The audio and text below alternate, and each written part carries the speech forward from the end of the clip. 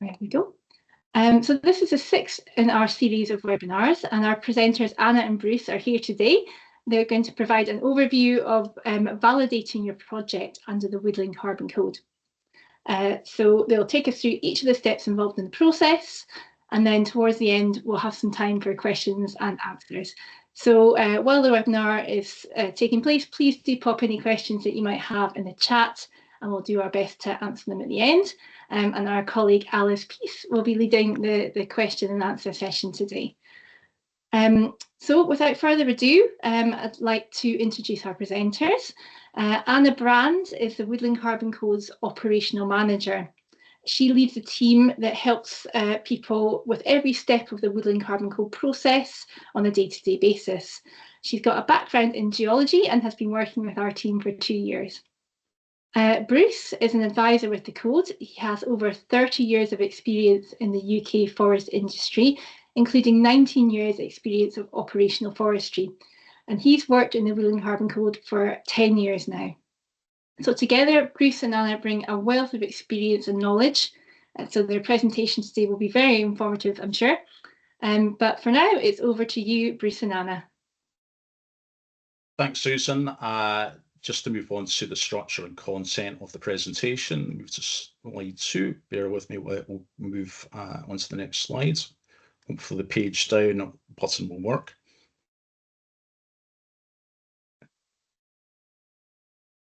Okay. Will you be able to help me, Susan? I can't seem to move on to the next slide. So, okay, contents, here we go. Okay. Introduction, which Susan has just kindly delivered. We'll talk about validation, that'll be covered by myself. When should it validate? How long does it take? Anna will explain more on this topic. What's the process and costs? Myself and Anna will explain more regarding this section. Tips and takeaways, again, I can go into this in more detail, how to make the overall process work well and efficiently for you. And at the end, we'll have a Q&A session. Alice will help and lead on this. So to move on to slide 3, hopefully the down arrow arrow button will work okay. So initial evaluation of a project or group against the requirements of the UK Woodland Carbon Code by UCAS accredited validation and verification bodies. Bit of a mouthful, but essentially what we're doing here is comparing your project against a standard to see that it meets Woodland Carbon Code requirements. This gives the buyers of carbon confidence that what they are buying is high quality, real and robust.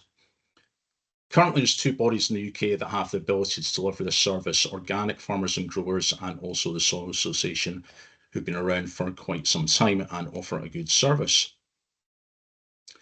Validators check that statements about predicted carbon sequestration are materially correct. This is important again, as buyers will want to be confident that any predicted carbon forecasts are correct. An important point, it's only the landowner or tenant who plants the woodlands can validate it. PIUs will be issued once the project is validated. This is the rewards after all the hard work and validation.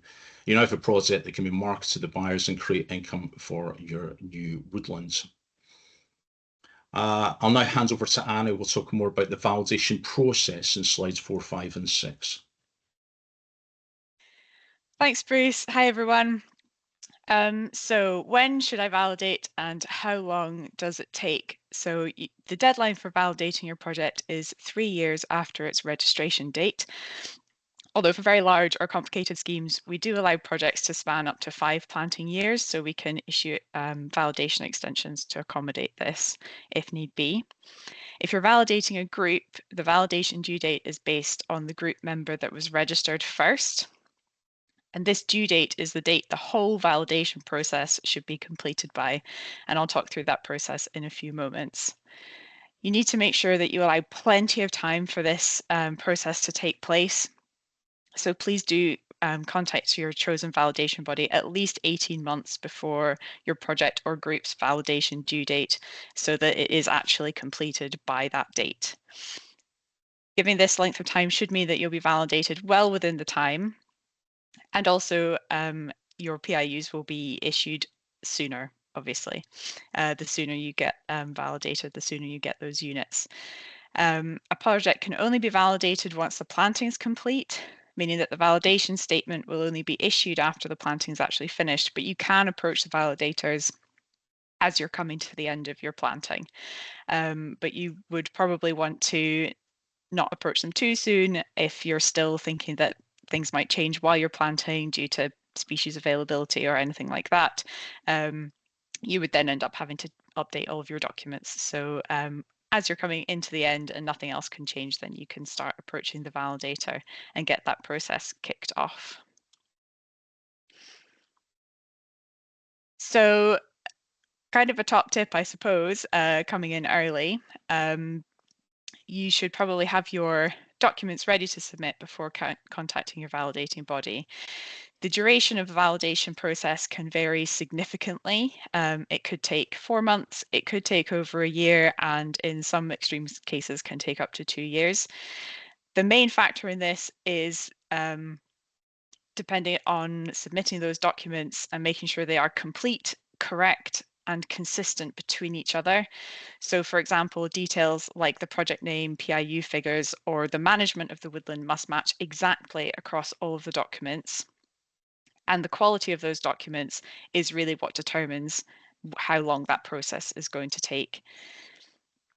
So try and get them together and ready before you approach your validation body.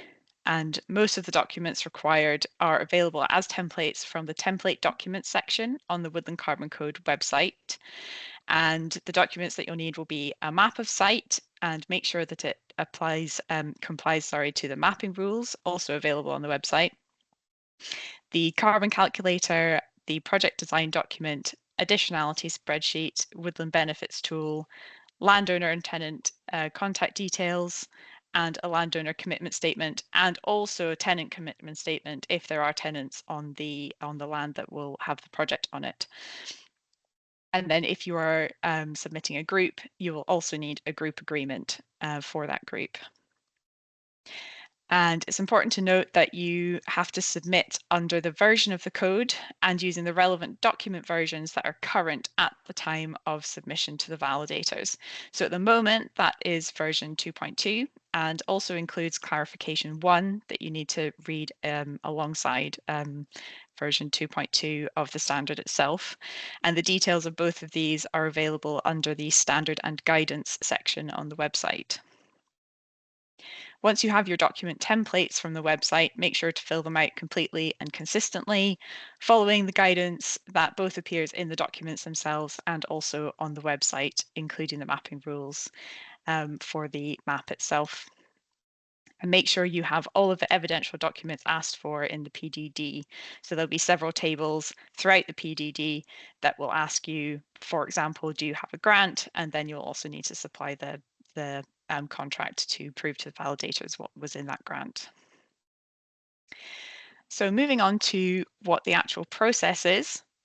You have your documents, you've engaged with your validation body, so what happens next? And the first step in the whole process is pre-validation mapping. You'll need to provide your carbon calculator and a PDF of your Woodland Carbon Code project map to the Woodland Carbon Code team here at Scottish Forestry. How you do that will depend on which validator you've gone with, and they'll let you know how they want you to submit these. For example, Soil Association have a portal that you would upload your documents to and then send us a link, whereas OF&G, you will send them to OF&G themselves and they will get in touch with us with those documents. We will then digitize the map. And this is to make sure that the area claimed to be sequestering carbon in the calculator is the same as the area shown to have been planted on the map. And obviously there's a little bit of tolerance for some mapping inconsistencies. You know, my polygon might not be exactly the same as your polygon, but ultimately they basically match. And it's a very important part of the process, as any differences in area really need to be addressed at the beginning rather than going all the way through validation only to find out that there's a fundamental difference in areas there.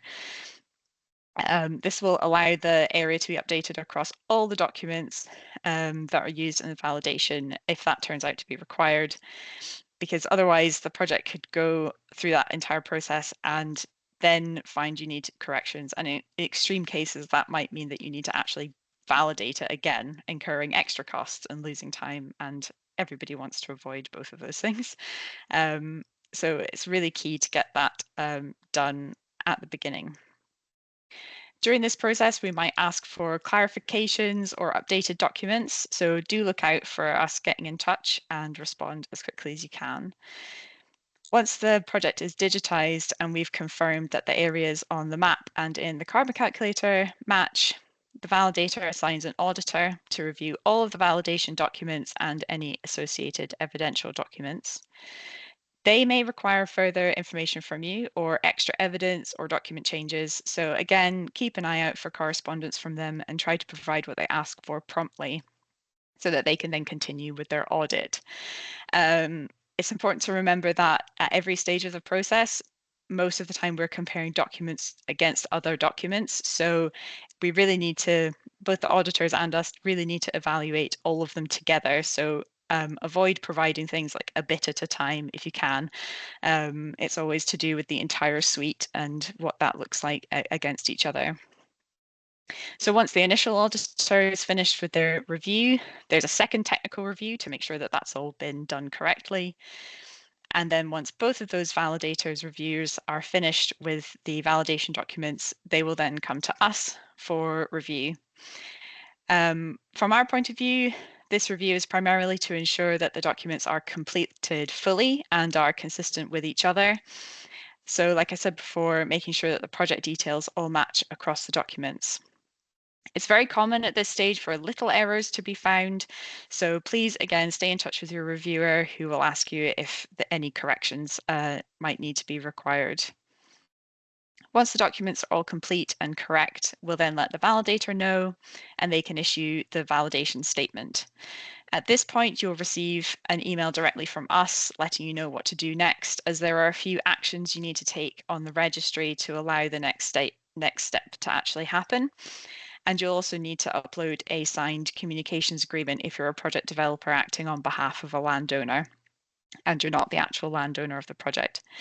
If the landowner is the one taking it onto the registry under their own account, then they won't need this extra document.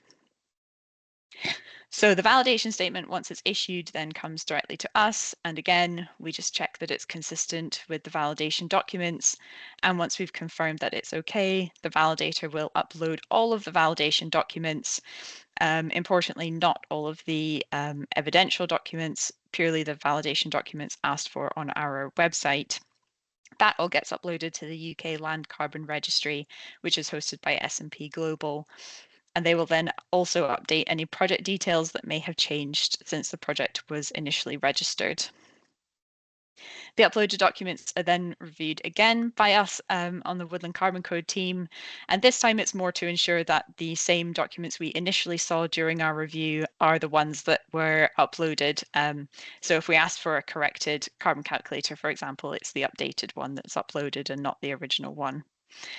And finally, S&P Global themselves will review the documents, make sure it's consistent across each other, and also make sure they're consistent with the project details entered on the registry. And they will finally invoice for the issuance of the PIUs. And once they've received that payment, that is the point at which the PIUs are issued and the project is finally marked as validated.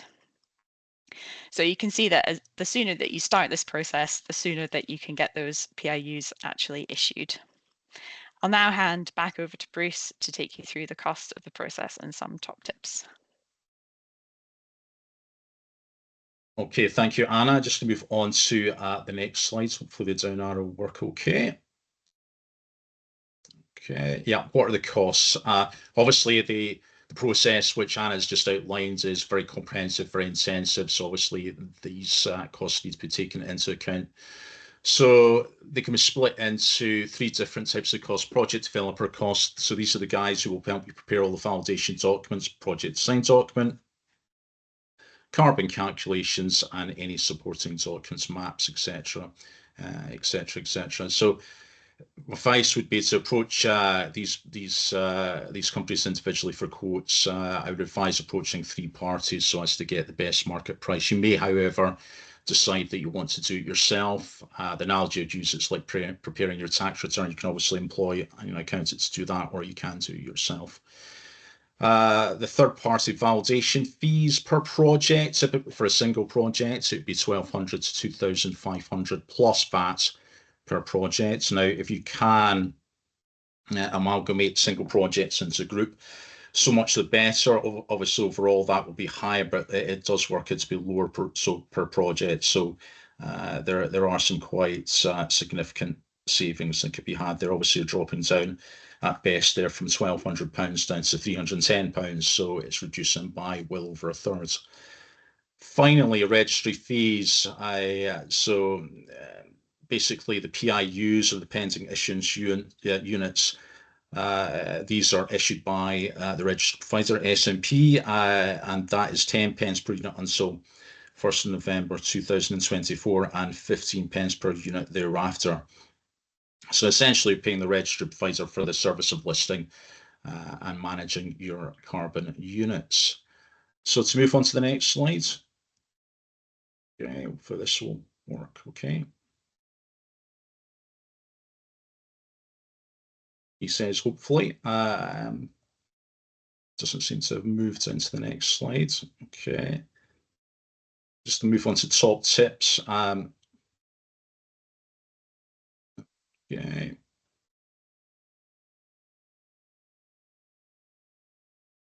Okay, here we go. Top tips. I think my internet connectivity is not the best, hence worth the delay. So apologies for that.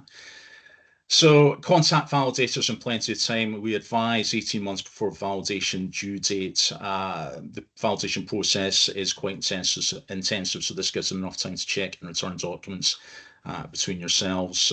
So I'd always suggest, starting the validation process, I would say after registration, so everything is fresh in your mind. Other thing which is very important, consistency between documents. That's something that we encounter very frequently. Carbon quantities might be different between documents, so this is something which I'd always advise you checking before you submit the documents to the validator. Please fill in all questions, any blue cells, any Excel spreadsheets, mapping rules as well.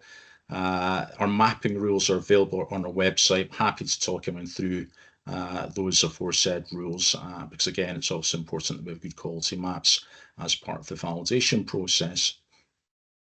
Again, it's also worthwhile doing a quick sense check that you review all your documents before submission to ensure consistency. Again, if there's just any glaring errors that can be picked up, well in advance, and save the validators picking up any kind of faults.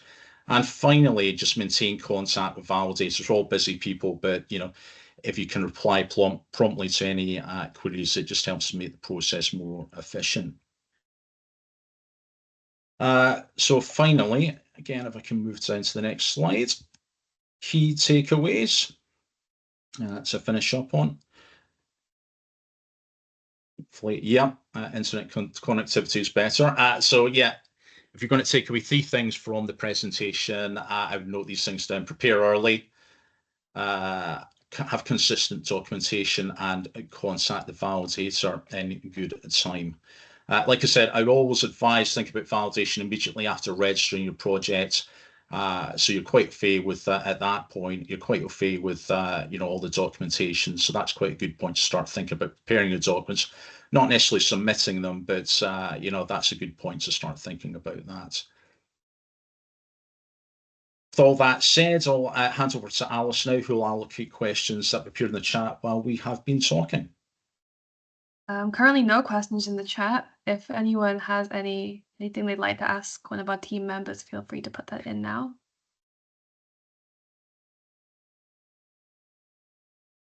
I'll get the ball rolling with a question.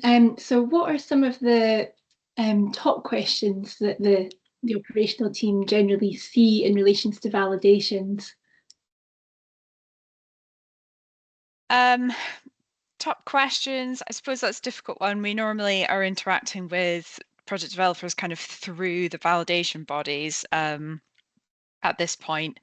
And so most of the things that they're that we're picking up on, or that the validators are picking up on, is the things that we've already really said. So all of the consistency between documents. They might have queries about which versions they should be using.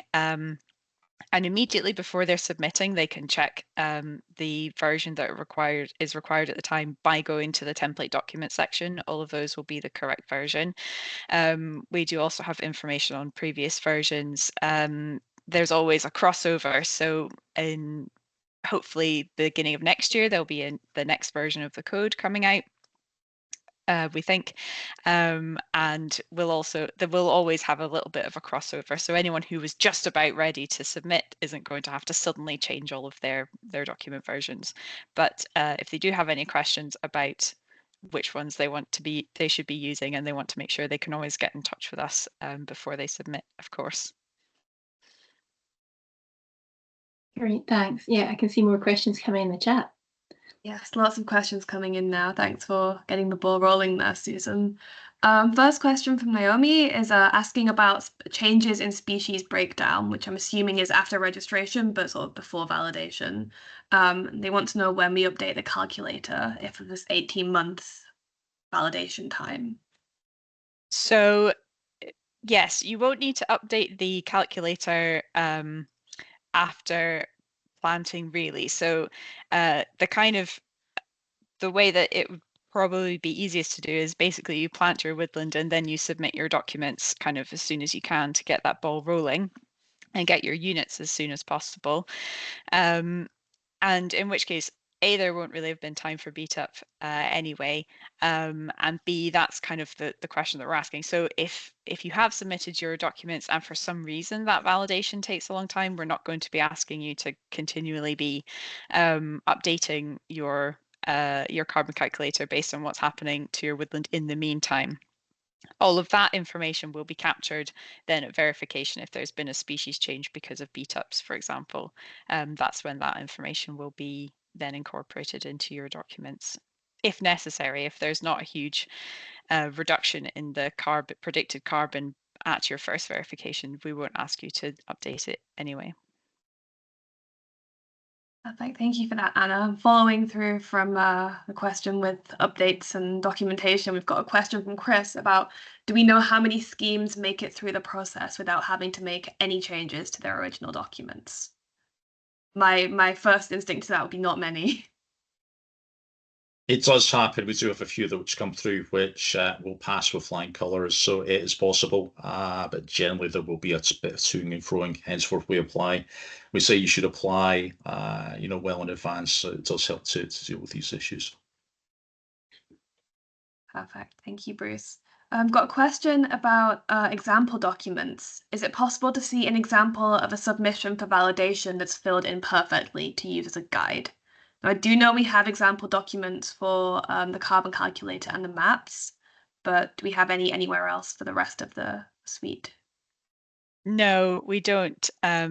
Unfortunately, for the most part, it's the carbon calculator and the maps that are more frequently filled in incorrectly and are maybe a little bit less intuitive or obvious on how they should be done. The rest of the documents are really just answering the questions that are in front of you and should be relatively straightforward. There are certain areas in, for example, the PDD that I think are worded slightly maybe not as optimally as they could be. But again, that's something that we'll look to try to make more clear. So if you come across something that's particularly confusing and you're not sure how you should answer, then please do get in touch and we'll be happy to kind of guide you on what we're actually looking for there. I know some of the things are a bit confusing. Just to clarify as well that there is very good guidance which goes with the carbon calculator, how to fill that all out. So I would certainly refer to that in the first instance, because that's very comprehensive. So that would be certainly help anyone who's doing it for the first time. Perfect. I am just popping a link to that guidance in the chat now. If anyone needs to have a look at that while they're filling in any registration or validation documents. Last question for now, in case any more come. from Keith about the escalating costs for the woodland owners and the project developers, and what happens to the PIUs if it's a verification here. Are we talking about verification or validation? Keith's asking about verification, but potentially meant validation. If that's not carried out, what happens to the PIUs? I think what Keith is saying, if the PIUs are issued at the validation. PIUs are issued at validation, and then if you come to the verification, and you don't bother, then what happens to it? So basically, if the units aren't verified, then they'll be marked as not delivered. Is ultimately the end case. There's also, just worthwhile mentioning, so there's the facility to self-verify as well, which will help deal with it if you are concerned about cost, to help bring down costs. So that may be an option worthwhile looking at. Andy might be able to give more perspective on that. If you're there, Andy. Yeah, sure.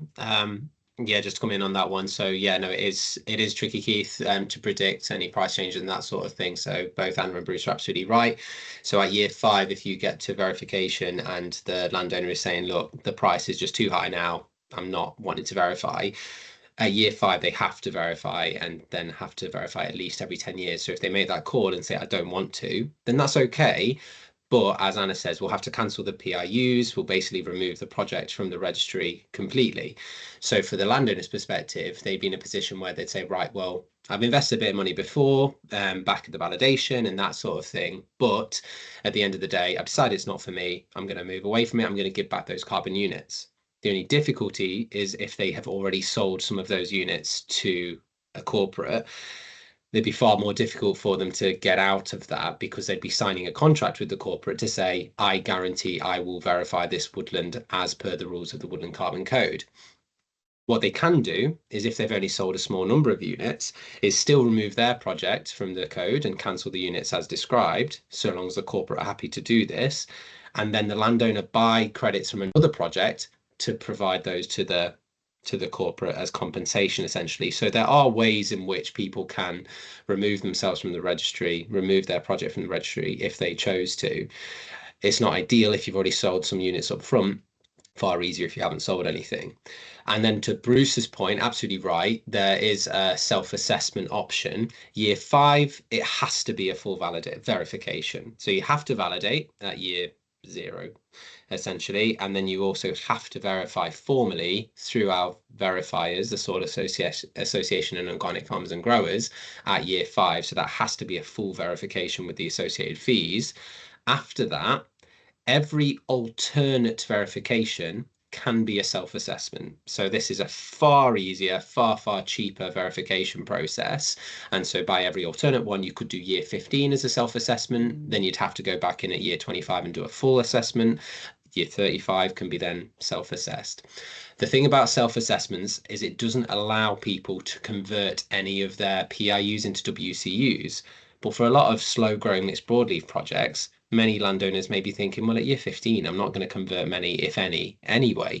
So a self-assessment might be the way to go. But it's just important to realise that that year 5 verification, you have to go through the full process. And there's a final thing that we probably won't come on to now, is small projects also have a similar sort of self-assessment process that they can do, a small project assessment, which can convert PIUs into WCUs, but that's only for projects that are less than 5 hectares. So there are different ways, Keith, that you can reduce the cost down, and I know verification costs are concerning to landowners moving forwards. Just to add on to that last point, it's not just if they're below 5 hectares, they have to have used the small calculator as well. Absolutely right. So you can choose to use the standard calculator no matter how small your project is, but then you're not able to use that slightly less arduous monitoring process. And the benefit of doing the standard calculator is you generally get slightly more credits than a small project would using the small calculator. And that's because we're having to make so many assumptions in that small calculator. We're erring on the side of caution. Whereas if you say, no, I want to go down the standard route and actually monitor a bit more accurately, great, you can get some more units, but that may be offset by the higher cost of verification. But no, that's an important point, Anna. Thanks, Andy. No worries. Great answer there from the team. I've popped a link to that small woodland webinar we've got coming up at the end of the month, just in case this seems relevant to anyone and they would like to sign up and get more information on that. Another question's come in asking if the validation's different if some areas of the site use natural colonization. So the validation process itself isn't any different.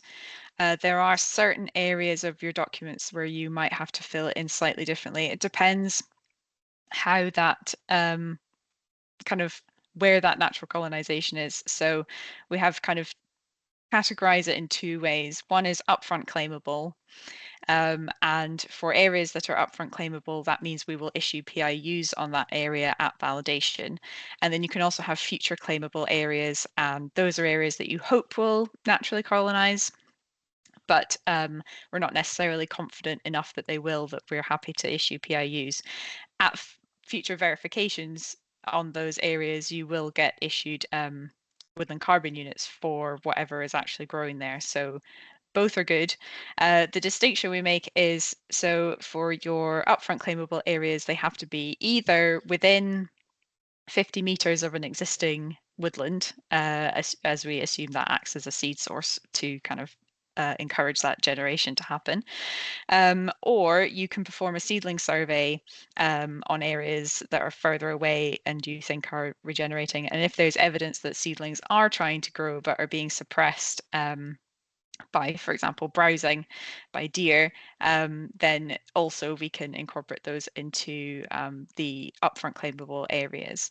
And then anything in between that isn't showing that initial stage of regeneration can be put in as future generations. So we have some additional guidance on the website about natural colonization and how you'll want to do that. We also have a webinar that you can go back and watch about natural colonization projects available on the website. And it just basically, the main difference is the way that you fill in your carbon calculator and the way that you have to do your map, so that we can see the difference between those upfront or future claimable areas, and you kind of can evidence that upfront claimable area with showing us where your seed sources are, or showing the results of your seedling survey, for example. But the actual process overall isn't any different. Thanks, Alice. Just with add the links. Just add very quickly as well, there is an example map for your standard Woodland Carbon Code projects and also Nat Regen projects as well on our website. Yep. So useful to sort of refer to that. Someone who's asking about, do you have an example carbon calculation? There's some quite good examples there so far as mapping goes that are useful to refer to. Perfect. Thank you, everybody, for that. No more questions at the moment. Last chance for anyone to add any burning questions into the chat, please.